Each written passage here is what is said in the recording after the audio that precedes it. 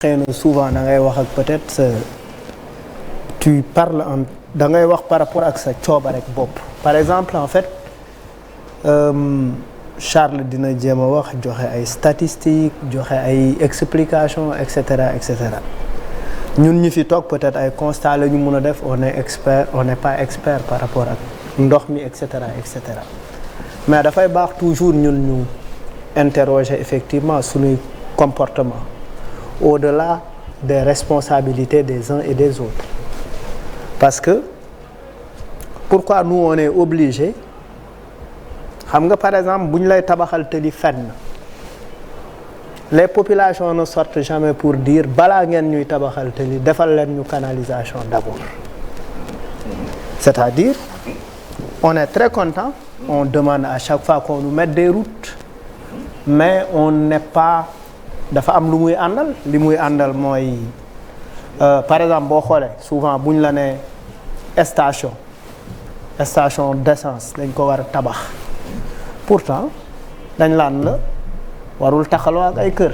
on voit que nos stations d'essence ay kër la ñuy taxaloo on voit tout ça on ne dit rien il faut qu'il y ait une catastrophe pour que l'on commence à nous indigner xam nga parce que tey booy xool am na loo xamante ne du ma ne mën na ko régler parce que li ëpp pour régler cette question là il nous faut de très bons ingénieurs il nous faut effectivement des entreprises très correctes yi nga xamante ne bu ñu leen dénkee liggéey bi ils font le travail comme il le faut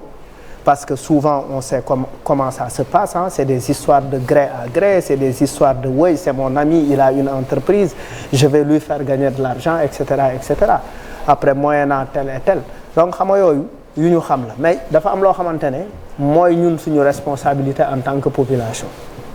tey da ngay tabax sa kër boo tabaxee sa kër nga yokku ci benn mbaaru xar yokku ci benn cantine tailleur yokku ci leneen ak leneen après finalement le trottoir est occupé par des commerçants et cetera le gravat est versé n'importe où lu nekk moo fi xew ci biir dëkk bi donc en fait pour man oui exactement oui là mais et même devant des ce qui fait que maintenant oui xam nga en fait il y a plus d'infiltration on a énormément de ciment au Sénégal on a énormément de pavage on a énormément de tel et on ne plante pas d'arbres pour man buñ tollee ci dëkk bu toll nii dañu war a xalaat lu mel ne ay concept de forêt urbaine pour man nos ronds-points d'autoroute ay Foire ay Hann et cetera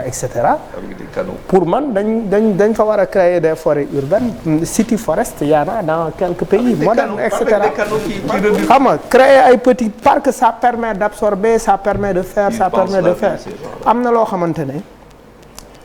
c'est d'abord une responsabilité politique parce que effectivement dañu fal ay nit pour ne leen effectivement lii mooy suñuy jafe-jafe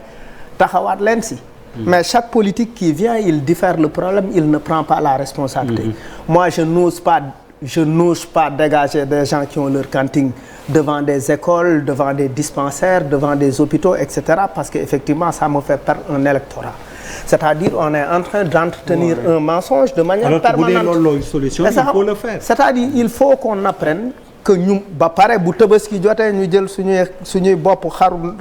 suñu deru xar yi suñu ay siwo et cetera on met dedans c'est-à-dire dafa am loo xamante ne il faut que les populations se disent en fait man lan moo ci sama responsabilité en tant que population lan on a une ville qui s'appelle Dakar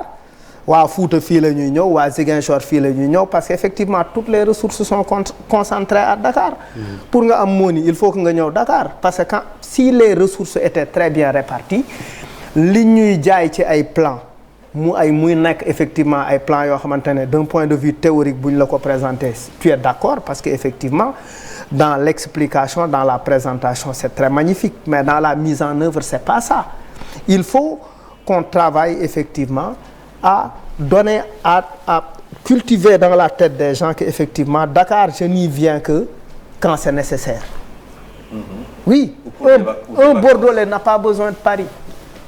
les gens qui sont dans les provinces et cetera pour man dañu war a désengorger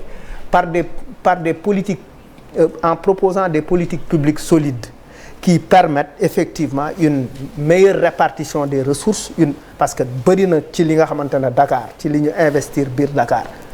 ci wàllu xaalis boo xoolee effectivement il y a de fortes disparités et ces disparités-là ne sont pas normales. C'est même injuste, c'est pas très démocratique. Il faut savoir retenir les jeunes qui quittent le Fouta pour venir cirer à Dakar. Tu abandonnes ton bétail pour venir cirer à Dakar. Tu abandonnes ton champ pour venir cirer à Dakar. Tu n'en as pas besoin. Donc en fait, par rapport à la population de Dakar, il y a énormément d'autres qui sont venus. Et puis le problème, c'est en banlieue, ça circule beaucoup plus qu'à Dakar. C'est véritablement le paradoxe. Parce que on disait, oui, nous avons dimbali wa Medina Gounass, nous avons dimbali wa Guinaw Rail, nous avons dimbali tel, mais aujourd'hui, effectivement, c'est les Dakarois qui sont beaucoup plus dans des problèmes. Parce qu'il n'y a pas eu une anticipation, il n'y a pas eu anticiper wuñu ci ay affaires yu bëri. C'est pourquoi en fait yaa ngi am BRT bi yaa ngi am leneen ak leneen et finalement tout s'entremêle et on est dans le désordre. Pour man nag et puis présentement qu'est-ce qu'on fait du moment où les populations ne bougent pas. Par exemple man damay seetlu bu doon situation bi moo am France installé nañ ay chaloupe ak ay gaal di ci yeb nit ñi di leen yóbbu.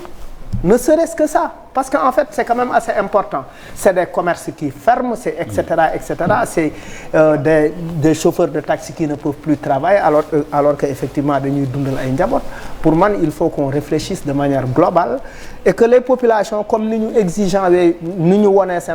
législative, il faut qu'on soit beaucoup plus exigeants. Parce que législative, les résultats, ça veut dire que les populations veulent être bien gouvernés. Être bien gouverné mooy dañu war a am yeneen taxawaay. bul anticiper point boobu Malal may ñu yegg si alors juste dire que rek téléphone.